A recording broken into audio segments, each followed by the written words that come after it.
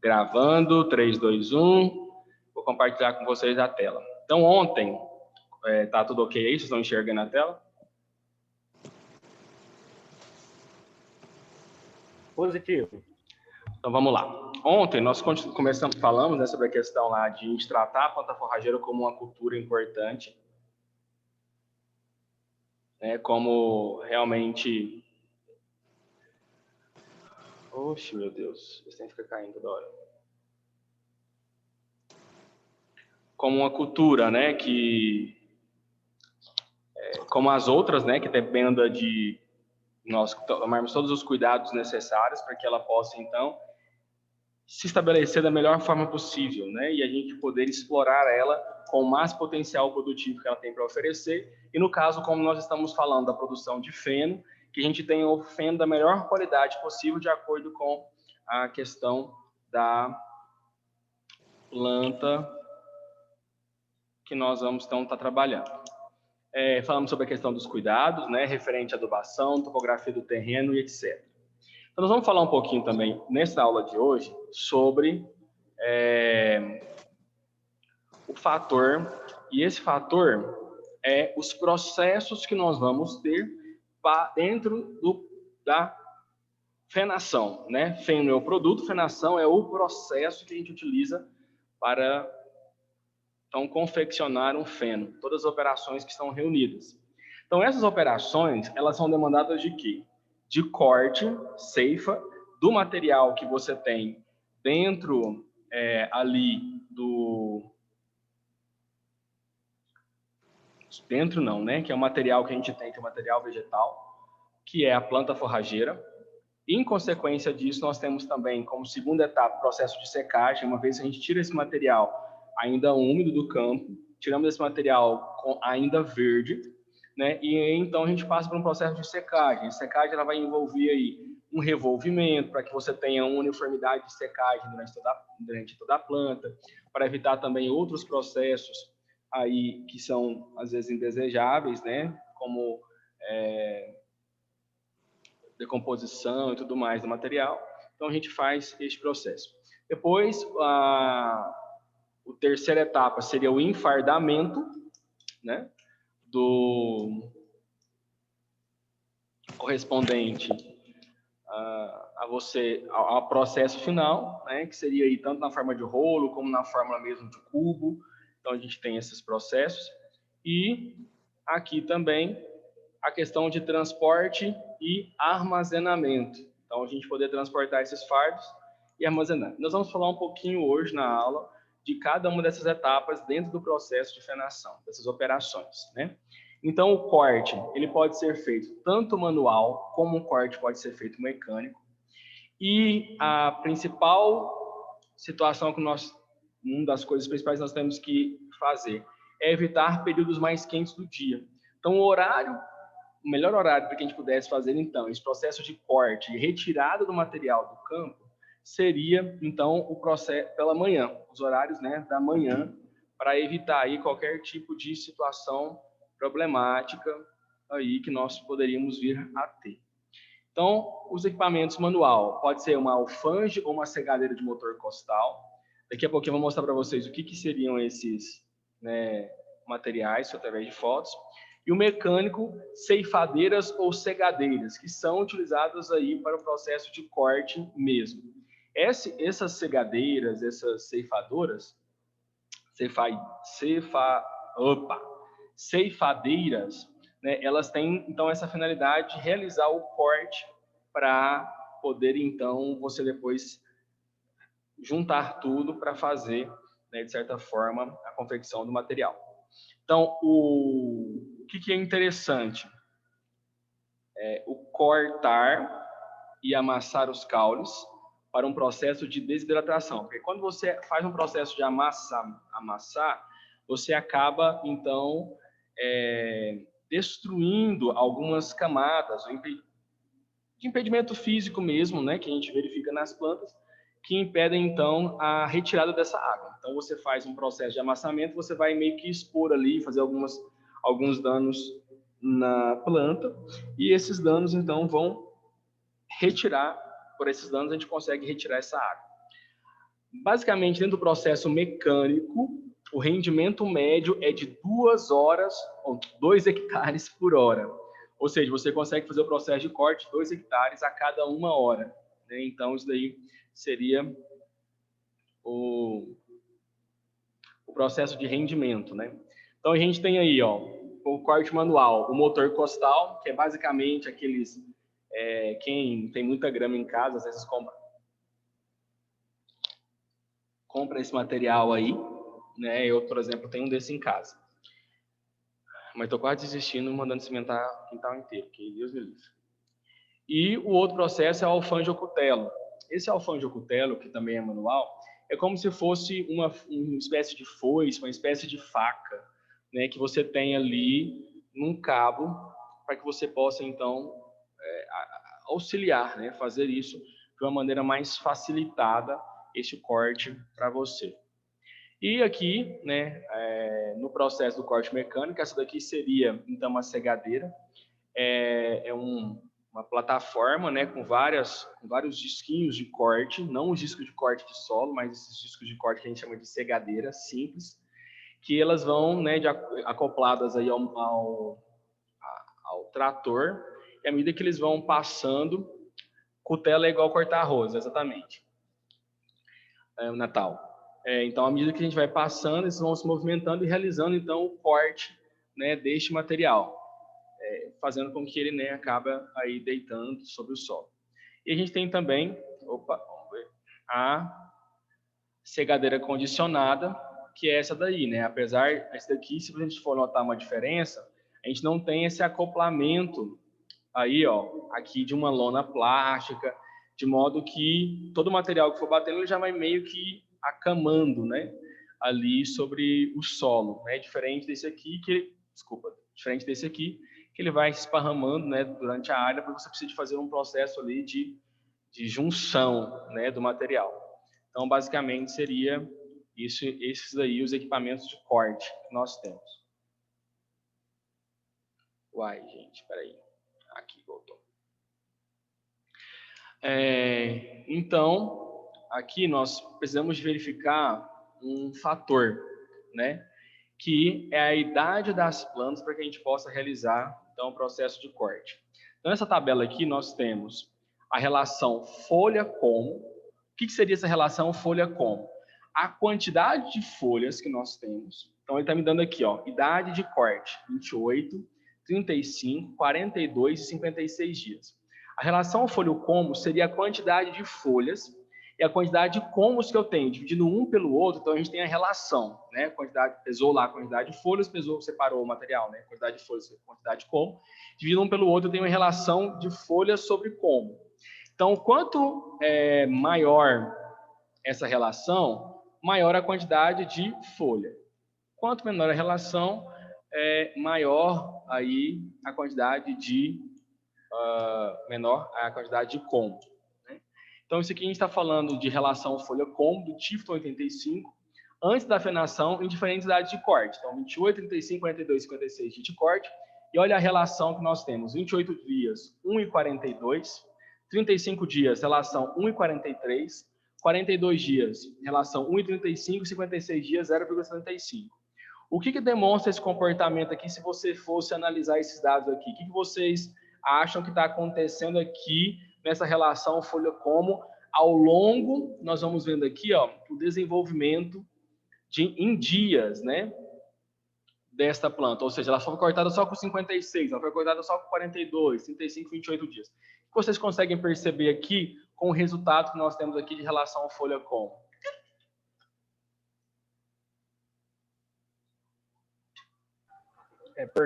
Professor, acredito que quanto mais ela vai ficando mais tempo, vai chegando mais perto da produção, né?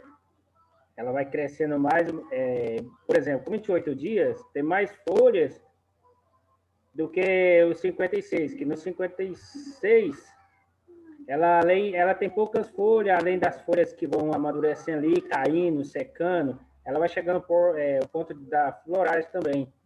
Acho que mais ou menos isso, será? Muito bem, isso mesmo. está muito relacionado a isso, né? O estágio de desenvolvimento que essa planta está. Então, quanto mais jovem aqui, mais ela tem. E esse 35 aqui, ele está destacado por quê? Porque aos 35 dias foi onde apresentou para a questão do Tifton, né? Lembrando que a gente tem ali o corte dele um pouco baixo, né? A gente tem, então, a relação folha como de 1,43. Então, foi o melhor momento aí, no caso, para a questão de corte. Outro fator também seria a composição bromatológica, ou seja, seria quais são os fatores que nós temos, os itens que nós temos presente na matéria seca. Porcentagem, eu peguei a matéria seca, retirei o material, retirei a água, ficou só matéria seca, eu vou ver ali quanto que eu tenho. Então, olha aqui, eu tenho proteína bruta, FDN, CHT, lignina e... Eu esqueci o que é o DVMS aqui, gente. Agora na cabeça fugiu. Mas assim que eu lembrar durante a aula, eu vou falando para vocês aqui. Acontece. Então, a gente tem idades de corte. 28 dias, 42 dias, 63 e 84 dias de corte. Olha o comportamento que nós temos da composição dessa planta. Então, aos 28 dias, nós temos 9,5% de proteína bruta, 8%, 63, 7,8% e 84, 7,3%. O que isso significa? À medida que vai passando o tempo, a planta vai perdendo proteína bruta. Olha aqui, o FDN que está ligado, né, ao processo de aceitabilidade e digestibilidade. Então, olha aqui, vai aumentando. Então, processo muito complicado. Lignina vai aumentando, transformando essa planta em mais fibrosa à medida que você vai aumentando os dias de corte. Então, por isso que a gente tem que respeitar, né, este fator.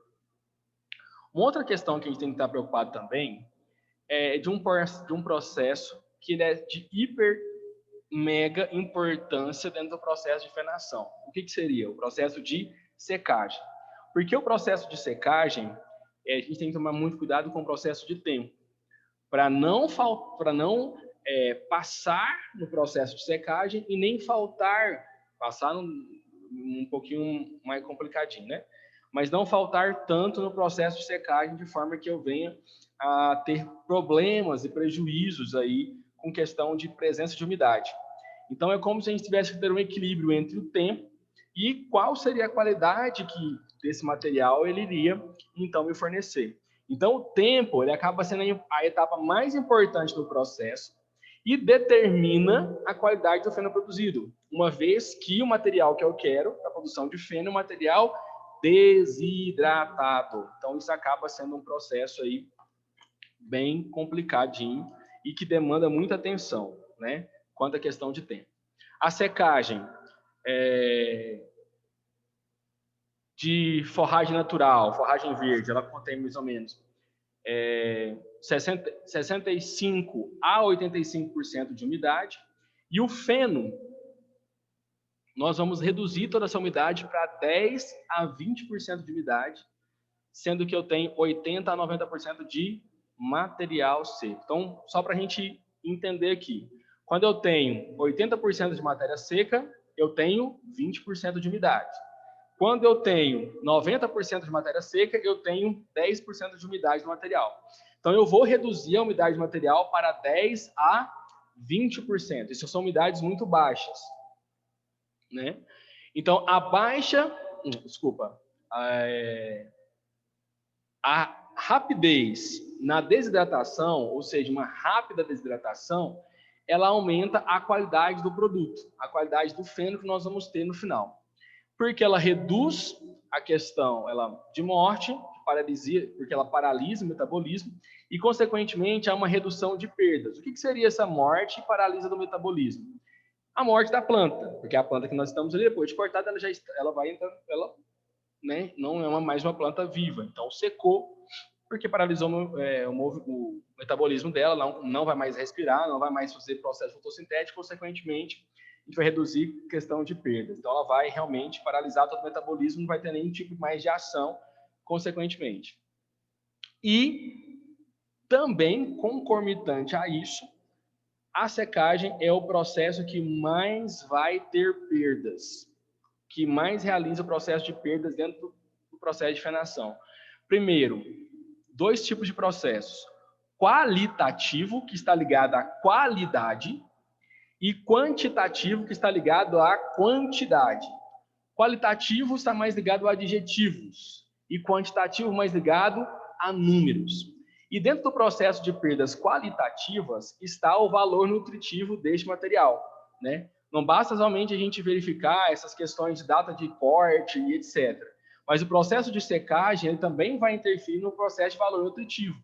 Porque quanto maior for este processo de demora no processo de secagem, maior vai ser a perca, então, dos nutrientes contidos no material que nós estamos utilizando para a fenação, nessa planta que nós estamos utilizando para a fenação, e está passando pelo processo de desidratação, porque ela não vai perder somente mais a água, mas ela vai perder também a questão de nutrientes. Isso é a mesma coisa que nós quando estamos no processo de desidratação, né? Por que é tão grave? Porque no primeiro momento nós vamos perdendo água, e depois nós vamos perdendo elementos constituintes, né, do nosso organismo, e isso pode agravar o nosso quadro. Da mesma forma, isso acontece com a planta, só que não é um agravo, né? Mas é uma redução na qualidade desse material que vai ser fornecido. Se nós queremos, né, lembrando aquele gráfico da aula passada, fornecer a mesma quantidade de energia em características uniformes para o animal que eu tenho em campo, então eu preciso de observar e ter a melhor qualidade possível. A outro fator que eu posso me levar a perder em quantidade seria o maquinário que eu posso estar utilizando, pode me fazer então perder em questão de qualidade. Vamos lembrar lá, desde o processo de plantio, quando nós falamos lá do plantio mecanizado, do plantio manual, onde o manual você já gasta uma porcentagem a mais, né, referente de material, de mudas, para que você possa fazer, então, o plantio daquela área com materiais para a fenação. E também a questão de chuvas, né? Uma vez que você retirou o material do campo, se você tem o seu processo que você quer desidratar o material, se nós temos uma quantidade de chuva sobre esse material, nós vamos estar o tempo todo fazendo um processo de reumedecer esse material. E se ele estiver no processo de secagem, estágios avançados de secagem, você pode até ocasionar, devido à sua presença que está sobre o solo, você pode fazer com que respingos de solo caiam no material, e o solo nós sabemos que contém uma vasta quantidade de micro-organismos, e esses micro-organismos podem fazer parte, então, deste material e ocasionar algumas situações que nós não queremos, como o apodrecimento desse material, né? Através de mofar, através, né, de outras situações que vão gerando aí. E lógico também, durante toda essa etapa, nós temos vários outros processos que podem interferir, podem gerar, então, perdas aí de material.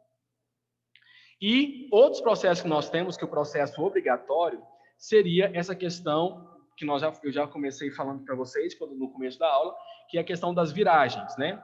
Porque você fez o processo de enleiramento do material, né, quando a gente, vou voltar aqui alguns slides, quando a gente falou sobre o processo de diferenciação das máquinas aqui, nós falamos de um, né, que não faz esse processo, e o outro você consegue juntar mais, fazendo um processo de enleiramento aqui, de junção desse material em uma camada única. Quando a gente pega e pega esse material, então você tem uma camada de material, então você tem materiais que estão por baixo um do outro, e esses materiais que estão em camadas mais baixas, eles precisam também de ser expostos ao sol para que possam passar por esse processo de secagem. Então, como que a gente faz essa exposição desse material? Está no processo de viragem mesmo. Aquele material que estava por cima, ele passa a estar por baixo, o que estava por baixo vem por cima. Eu pensei em outro negócio aqui. Que dá certinho, né? Então, é interessante que a gente possa fazer no mínimo 3 vezes. Manhã, tarde e na manhã seguinte.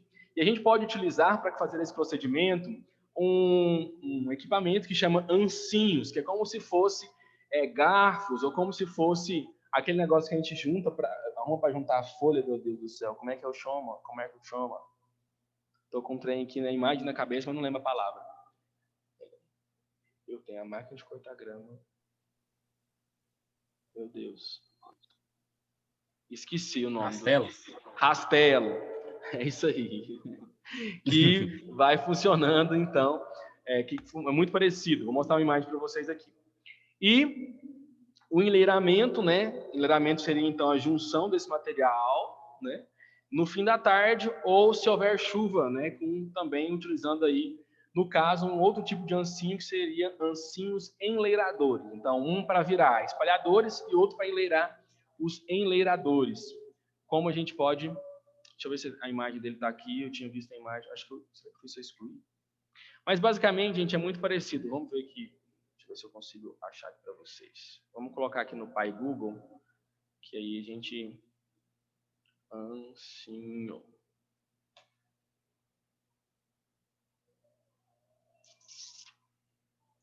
Não pode aparecer imagens. Então, basicamente, ó, são esses tipos de material aqui que a gente pode utilizar. E, lógico, a gente também tem esse material ligado. Isso aqui está mostrando mais para a questão de jardinagem mesmo, né? Mas a gente pode ter isso aqui ligado ao processo...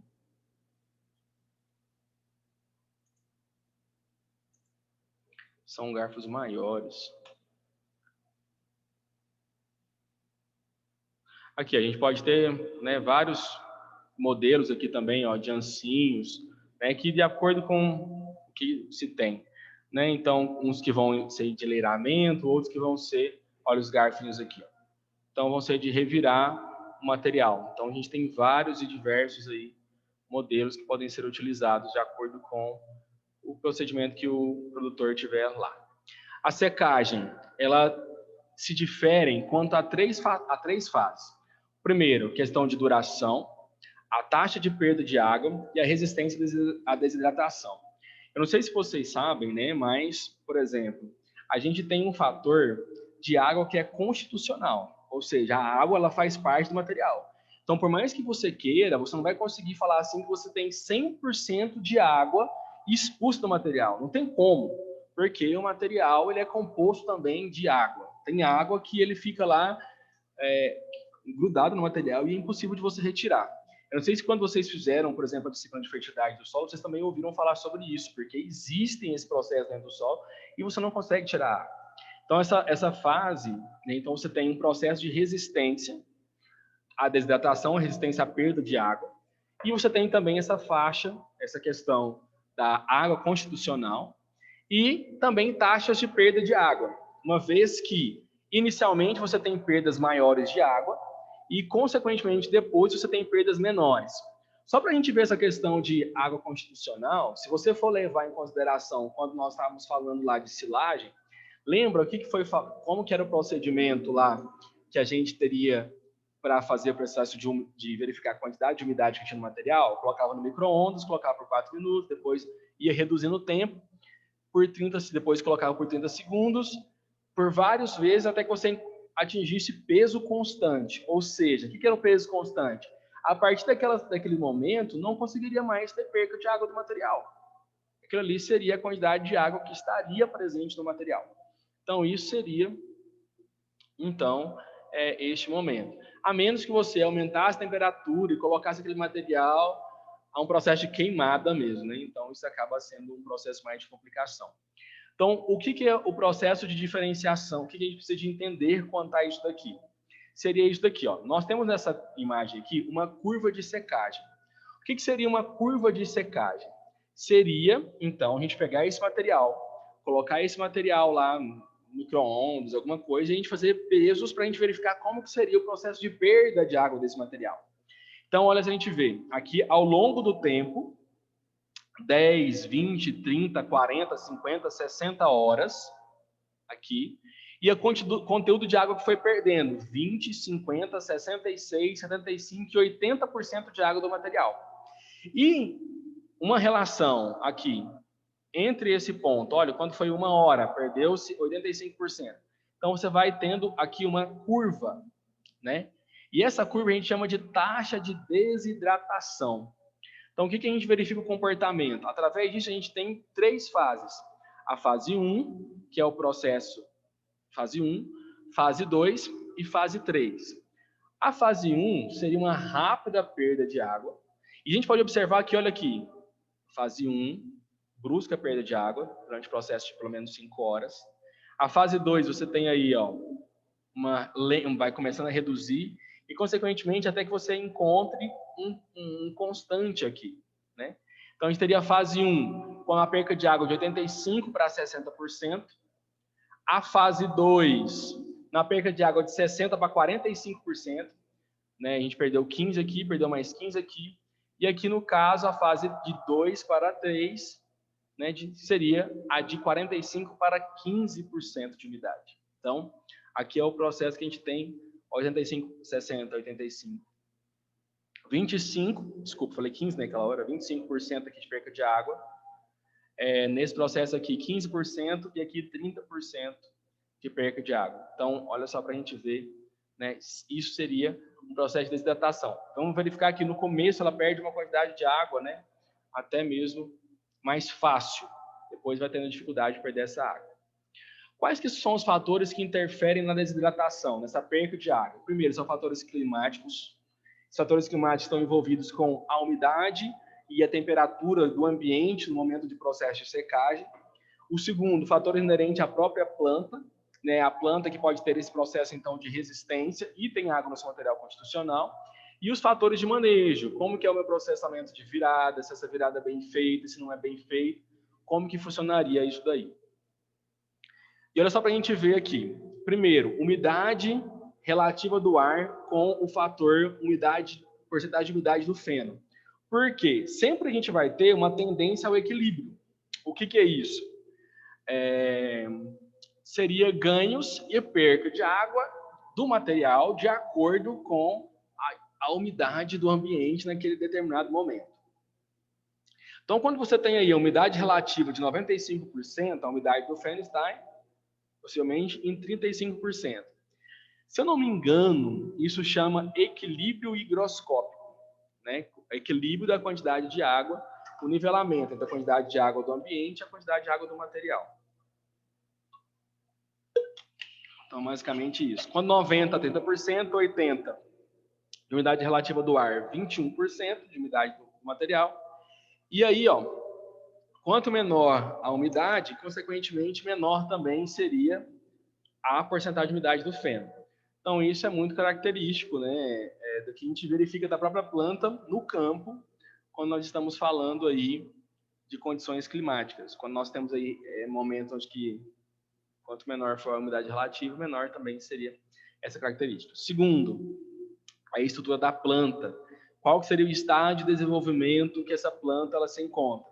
Primeiro, cortar no estágio vegetativo, que ainda está havendo crescimento de folhas, antes que seja a formação da inflorescência, etc. Por que isso? Por questão de constituição de material. Então, isso é importante que a gente possa verificar, tá? Questão de material. De constituição nutricional, né? Como eu falei para vocês, quando a planta ela vai tendendo a investir no quê? Quanto mais ela vai desenvolvendo, mais ela vai pensar em perpetuar a espécie. Como que ela perpetua a espécie? Através da reprodução. Então, quando ela entra no processo reprodutivo, ela envia todo o seu potencial, tudo aquilo que ela armazenou, tudo aquilo que ela guardou, para onde? Para a sua fase reprodutiva. Uma outra questão, as folhas elas secam 15 vezes mais rápidos que os colmos. Isso porque a planta, as folhas, elas contêm algumas estruturas já que auxiliam no processo respiratório quando a planta ainda está viva, né? E quando você faz o corte, elas então elas perdem, né, a sua força sobre o processo de controle da saída de água, então acaba também perdendo muito mais rápido por conter essas estruturas. Os perfilhos vegetativos representam 80% de folhas na matéria seca, né? E secam 3 vezes mais rápido que na fase de emergência de flores, né? Uma vez que, quando você está na fase de emergência, você tem muito mais umidade também relacionada a isso e estruturas muito mais lignificadas, o que, consequentemente, vai gerar, então, este processo aí de resistência a uma secagem. E as fases de manejo. Quais seriam, então, os fatores de manejo que também a gente precisa de encontrar? O corte, segadeiras condicionadas ou as outras que nós falamos, que seriam o sem condicionamento, né? Seguido de maceração. O que é maceração? É você realmente causar alguns danos à estrutura, né? Para que você possa, então, fazer um processo de retirada dessa água. E o manuseio da forragem do campo com as viragens que nós comentamos, essa necessidade especificadamente feitas. Então, as máquinas que são utilizadas aí para grandes produtores nas viragens, o ancinho, né, com espalhadores mais trator, a gente já viu essa imagem, enleiramento em ancinhos enleiradores mais trator, já falamos sobre isso também. E equipamentos utilizados na secagem para pequenos produtores, ancinhos ou rastelos ou garfos mesmos, que podem ser utilizados aí para rastelo, não estava nem lembrando, para o processo de viragem do material, né? Então a gente tem, aqui que eu coloquei, né, os ancinhos ou os garfos, que a gente chama, o de baixo eu chamaria logicamente de rastelo, que é o que a gente quase, os dois, né, o que a gente utiliza. Então, um processo meio manual mesmo de junção e viragem deste material, conforme a gente verifica na imagem. E o ancinho espalhador, né, parecendo esses garfos, né? E o ancinho enleirador. Eu falei que eu tinha a imagem aqui, mas eu não estava lembrando mais, eu achei que era naquele slide anterior. Para a gente verificar, né, esse processo aí de você juntar o material, jogar o material mais para o meio, ali para formar essa leira, né, com material verde para o processo de secagem, que é o que a gente chama aí de enleiramento, juntar o material numa sublinha. Então, quando a gente trabalha com feno, com produção de feno, é possível a gente ver nessas regiões esse processo de secagem. Alguns também utilizam, né, quando a gente está fazendo o processo de coleta de sementes no solo, essas coisas todas de material. Às vezes tem esse processo aí também, mais de solo. O outro processo, terceira etapa, entre o processo de etapas, seria o enfardamento. O que seria? Se aqui eu tenho um enleiramento, eu fiz o corte do material, sequei o material, fiz o enleiramento dele, juntei esse material, né? Fazendo essas viragens, eu vou então juntar esse material para formar o feno. Eu fico lembrando de feno para quem assiste a Fazenda, eu não posso falar uma característica dele, mas aquele apresentador que fica falando fogo no feno, né? O tempo todo lá na Rede Record de televisão. O ponto de feno seria quando você tem, então, de 10 a 20% de umidade do material, né? Do material que nós estamos trabalhando, que é a forrageira que foi ali desidratada. E esse fator de 10 a 20% de umidade, ele vai depender, logicamente, da umidade relativa do ambiente, que pode estar entre 60% e 70%, e vai tender, então, a essa questão de equilíbrio, né? De equilíbrio aí, como eu mostrei para vocês naquele slide anterior, quando a umidade relativa do ambiente ele está em uma porcentagem, logicamente você vai ter uma possibilidade de ter uma outra porcentagem aqui relacionada à umidade do material. E nisso a gente vai determinar, então, o ponto de feno a campo, né? Como que estaria a secagem desse material e a umidade que esse material se encaixaria. Outro processo seria, então, a forma de nós enfardarmos isso daí. Então, a gente tem fardo retangular e fardos circulares. Estes fardos, eles têm o seu processo de rendimento. Então, o fardo retangular, utilizado na época com maquinário, tem enfardadeiras, tem um rendimento de 400 fardos por hora. E esses fardos, eles possuem de 12 a 20 quilos. Então, a gente tem este fator aí. O fardo circular, se você tem 8 toneladas por hora, mais ou menos 8.000 quilos relacionados a isso, que com fardo de 300 a 500 quilos, um rendimento aí, né, de 300 a 500 quilos. Então, a gente tem aqui uma enfardadeira retangular, como eu acabei de comentar com vocês, né, sobre este processo de enfardamento. Forma-se esses cubos ou retângulos, de acordo com o tipo de maquinário. E a enfardadeira de rolo, né? E isso depende também do tamanho que você tem esse maquinário. Você pode ter rolos menores, rolos maiores, fardos menores, fardos maiores. Não depende propriamente do maquinário que você, da enfardadeira que, de uma certa forma, foi se obtendo, né? E também tem essa enfardadeira manual, que é realmente feita a coleta e a prensagem, né, através disso daí. Quase não se utiliza mais, isso é mais utilizado, era utilizado mais por pequenos produtores, né? Então, assim, alguém aqui conhece alguém que tem uma enfardadeira manual?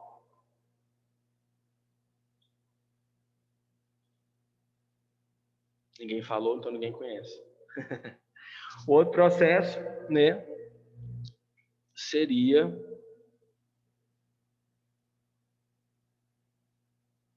são coisas muito antigas, né? Isso daqui, na verdade. Então, é aquela coisa assim, nós estamos na época da modernidade. Mas não é porque, né, a gente está na época da modernidade que a gente não precisa de saber que o nosso tataravô, na época dele, tinha alguma coisa parecida, né?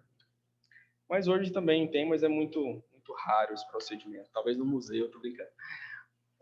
E o cuidado nós temos também, né, processo que é o transporte e armazenamento, né? Uma vez que o cuidado que eu tenho no transporte, o cuidado que eu tenho quanto ao armazenamento desse produto, é que vai garantir para mim, de uma certa forma, a manutenção da qualidade desse material, né? Se eu tenho um material de ótima qualidade, para que eu possa manter essa qualidade desse material, eu preciso de um armazenamento adequado para ele. Então, a gente pode ter vários e vários danos que são ocasionados a esse material, como contaminação por outros produtos, como perdas aí de material de feno, e como adequação por questão de locais adequados de umidade, e enfim, vários e vários fatores que vão, né, ocasionando danos e mais danos que vão levar a percas deste produto e, consequentemente, prejuízo. Então, a gente tem que tomar um cuidado bastante evidente quando nós estivermos trabalhando com questão de transporte deste material, até mesmo no fornecimento deste material. Nós temos aí armazenamento do feno soltos a campo, ou mesmo soltos a campos aí é uma situação comum para armazenamento.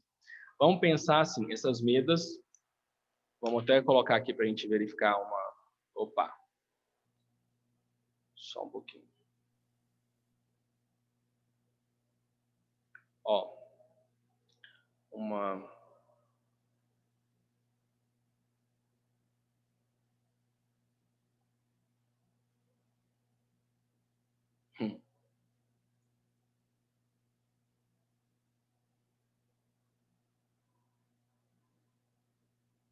Que seria isso aqui, ó, a gente poder juntar eles, ó, e formar esse tipo de oquinha de índio aí, né, vamos dizer, um montante com esse material. Isso armazenado, né, basicamente aqui em campo, né, para depois poder ser fornecido. Nos fardos retangulares em galpões e os fardos circulares a campo. O que seriam os grandes problemas nisso daí? Seriam as condições ambientais ao qual esse material ele acaba sendo fornecido, né? Eu não sei se vocês vão lembrar que na aula passada foi basicamente isso que o Clay falou, que ele enfrentava com o problema no trabalho que ele tinha referente a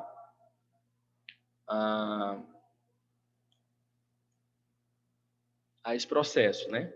O que vai gerar alguns problemas. Primeiro, temperatura e umidade.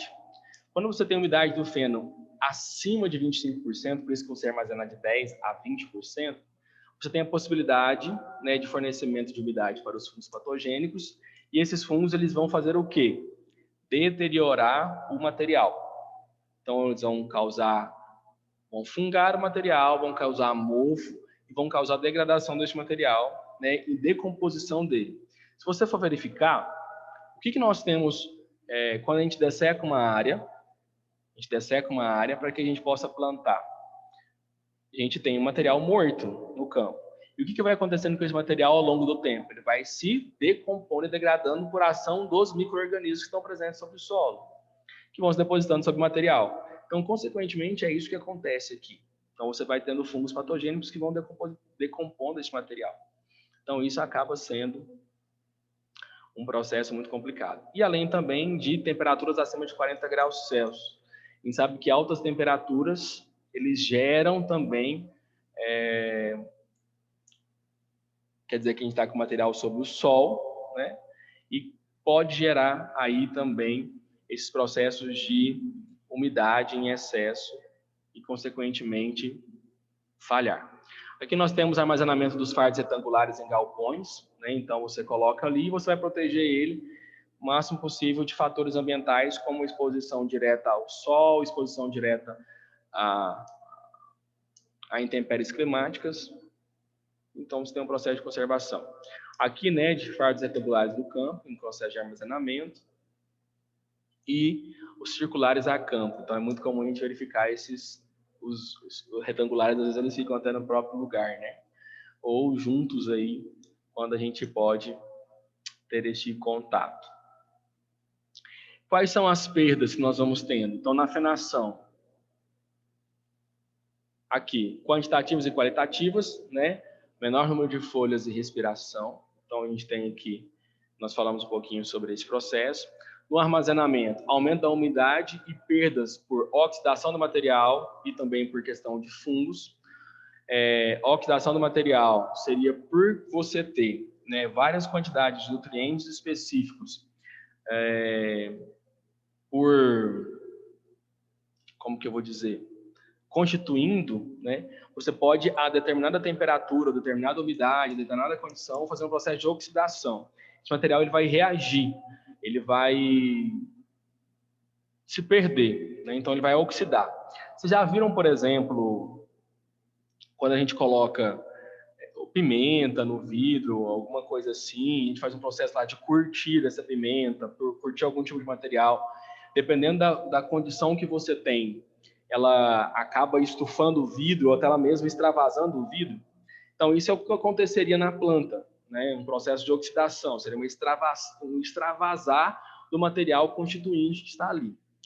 Também temos perdas no fornecimento, no coxo, é um número menor de perdas, porém acontece, e a campo, principalmente em fenos de rolo, 50% de perdas aí por estarem mais susceptíveis, né, a determinada quantidade de situações. Porque se você for ver aqui, ó, esse daqui, quase que a totalidade maior do feno está em exposição. Quando você pensa aqui em quadrados, você tem uma quantidade de área menor exposta, né, ao sol, à chuva, etc. Aqui você tem uma quantidade muito maior, né, em exposição. Isso aqui, previsão de perdas durante a fenação em diferentes condições de secagem a campo. Então, quando você tem ótimas condições, condições normais, condições adversas, olha só o que você tem, então, relacionados P de perdido e C de conservado. Em condições ótimas, né? Nossa Senhora. Em condições ótimas, nós temos aqui 100% da forragem conservada. Em condições normais, 100% conservada. Em forragem cortada, né? 100% cortada. Olha aqui a questão de respiração, só para a gente verificar. 5% de perdas nas condições ótimas, 10% de perdas nas normais e 15% de perdas em condições adversas. Armazenamento, 5% de perdas, 10 a 20% em condições normais e 30% de perdas em condições adversas. Então, é preciso que a gente tenha um cuidado aí muito grande nessas etapas que nós vamos realizar aí, para que a gente possa reduzir a maior possibilidade de perdas possível. E como verificar a qualidade do feno? Primeiro, a coloração, o cheiro. Então, como que seria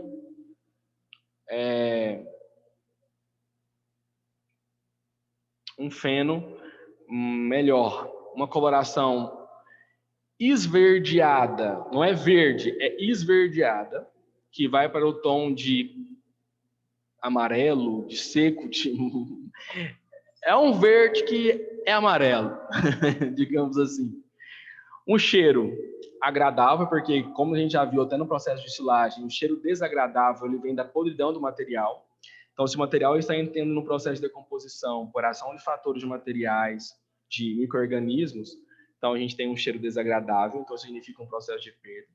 Grandes porcentagens de folhas, que vai trazer, né, aí um processo de feno ser mais macio, quanto a porcentagem, então, de como, né, por isso que a gente viu lá, na etapa de corte, ter uma relação folha-como muito maior do que menores relações folha-como, e livres de impureza, né, que seriam a questão de fungos, porque todos esses fatores, eles podem, então, de uma certa forma, interferir no consumo dos animais deste material. Então, aqui, o que a gente tem, olhando para essa imagem aqui? Um feno ruim, caracterizado por quê? Por uma alta quantidade de pomos e uma baixa quantidade de folhas. Então, isso acaba trazendo uma dureza maior para o material e, assim, reduzindo o processo de aceitabilidade, porque ele vai ser muito mais lignificado de um certo ponto. Outro aqui, também ruim, o processo dele está um verde muito claro e, além disso, tem porções reprodutivas, a gente pode verificar aí, e também a presença de plantas invasoras, como a gente falou lá no começo da aula anterior de ontem, que precisaria de ser um cuidado para que a gente pudesse evitar, de certa forma, olha, matei o feliz, de certa forma a gente poder evitar, então, a proliferação de plantas daninhas no material, porque eles podem vir junto com o material na hora do corte, porque não tem como você separar na hora do corte o que é um e o que é outro, tá bom? Ou mesmo forragem com alto processo de umidade. Então, pode verificar aqui no seu canto do lado de cá, que você tem aqui, ó, um mofo ocasionado aqui por excesso de umidade.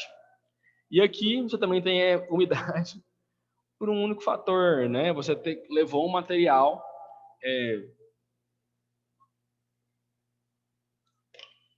que no caso aqui é um animal que acabou sendo desidratado aí junto, transferindo umidade para o material feno. E aí, quanto à questão de feno, é de acordo com o processo de secagem. Nós vamos ter ele do tipo A e ele do tipo B. A gente pode verificar que as colorações são diferentes. Vocês conseguem perceber por aí? O tom aí de verde para amarelo é diferente, tipo A e tipo B. Então, isso vai ser de acordo com o quê? Com o processo de secagem. Então, para a gente verificar aqui, existem umas diferenças, né, na composição da qualidade desses fenos, A e o B. Então, no feno A, o que a gente tem aqui? Ó? Influência da composição química do feno de capim-guiné expressa em proteína bruta sobre o ganho de peso e o consumo de matéria seca por novilhos em crescimento. Então, a gente tem aqui o feno A, o feno B e o feno C. E nós estamos avaliando algumas características, como a porcentagem de matéria seca, a porcentagem de proteína bruta do material, o ganho de peso que os animais tiveram ao se alimentar, né, o ganho de peso aqui em quilo por dia, o consumo de matéria seca em quilo por dia que os animais tiveram, né, aqui, então, por exemplo, esse aqui foi 5 quilos de consumo, e o consumo de matéria seca em porcentagem de peso vivo, é diferente, tá? Em quilo por dia, por exemplo, um animal comeu 5 quilos, mas pelo peso dele, como que foi isso por porcentagem de peso? É aquela questão, né? Dividir a quantidade pelo peso que ele teve. Por aqui eu consigo descobrir o peso. Se a gente for fazendo fórmulas inversas, a gente consegue descobrir o peso do animal. Mas não é o nosso interesse agora, né? Porque já está tarde. Então vamos verificar aí, ó. Característica do feno A, feno B. Então a gente tem aqui, né? Feno A e feno tipo B. E aqui ele me trouxe um fenotipo C, que é uma característica de um feno indesejável por alguns fatores. Vamos verificar quais são. Então, teor de matéria seca, 87, 89 e 89. Verificamos que o feno C e o feno B têm mais matéria seca do que o feno A. Ok. Porcentagem de proteína bruta, 11,75, 8,96 e 4,92. A quantidade de proteína bruta aqui é baixíssima em relação aos outros. Está quase, né, que metade do feno B. O ganho de peso animal em quilo por dia. Cada animal aqui, que se alimentou do feno A, ganhou 500 gramas. Do feno B, 190. E do feno C, perdeu porque a qualidade nutritiva dele é muito baixa. Então, tem que ser desconsiderado, né? E o consumo por dia foi de 5,18, 5,18 quilos por dia, 4,18 quilos por dia do feno B e o feno C de 3,36. Quase que próximo, né, o 3,36, para ter uma perda muito grande. E o consumo por peso vivo, né, 2,22, 1,92 e 1,63. O dimensionamento, né? A gente teve lá na questão de silagem. Como que seria feito o dimensionamento aqui? Primeiro, também a quantidade de animais que nós vamos ter se alimentando, daquela mesma forma que nós fizemos anteriormente. O tempo que esses animais eles vão ficar também se alimentando. São por quantos dias nós vamos ter a necessidade de fornecer alimento para esses animais. Qual que é a categoria? E a necessidade animal. Quanto que cada animal vai comer? Essas vacas, esses animais, eles estão em lactação, eles são vacas secas, elas são novilhos, são bezerros, é cria, recria, engorda, é recria, é cria. Como que é? Né? E o dimensionamento da área de campo. Através disso, eu posso verificar a quantidade, através de quanto que eu preciso, eu verifico a quantidade de matéria seca, e segue basicamente os passos que nós temos lá para a silagem quanto à questão de dimensionamento. Por isso que eu não vou relacionar isso aqui. Mas o processo de consumo de feno, nós temos aqui basicamente uma tendência de fornecimento. E através disso aqui eu consigo, então, sabendo a quantidade que o animal vai comer e a quantidade que a planta consegue me fornecer, quanto que eu vou precisar de produzir ao todo. Bezerro desmamado à vontade, ou de 2 a 3 quilos por dia, novilhos e novilhas em pastoreio, 3 a 4 quilos por dia, animais em engorda, 4 a 8 quilos por dia, vacas em alimentação, lactação depende dos outros e dos alimentos disponíveis. 1/3 de feno, mais 2/3 de silagem. Então, seria a proporção básica de fornecimento aí, quando a gente está trabalhando com esses volumosos. E também, né, tem aquela questão que nós estamos falando agora, se você for levar, do processo de vedação. O que é essa vedação? Vamos lembrar lá daquela aula, quando a gente estava falando de pastos, estávamos falando de piquete, nós falamos da vedação de um piquete, que a gente chamava de pastejo diferido, de vedar uma área para que ela pudesse ser fornecida depois. Qual vai ser a diferença aqui entre um e outro? Que as plantas elas vão ser servidas secas também, né? E a diferença é que ela vai estar em campo, que a gente chamaria então de feno em pé, tá bom? Olha para você ver, terminei a aula alguns minutos antes do que eu falei que ia terminar, então a gente vai embora mais cedo, vocês fazem o que quer da vida, né? É isso que a gente procede aí.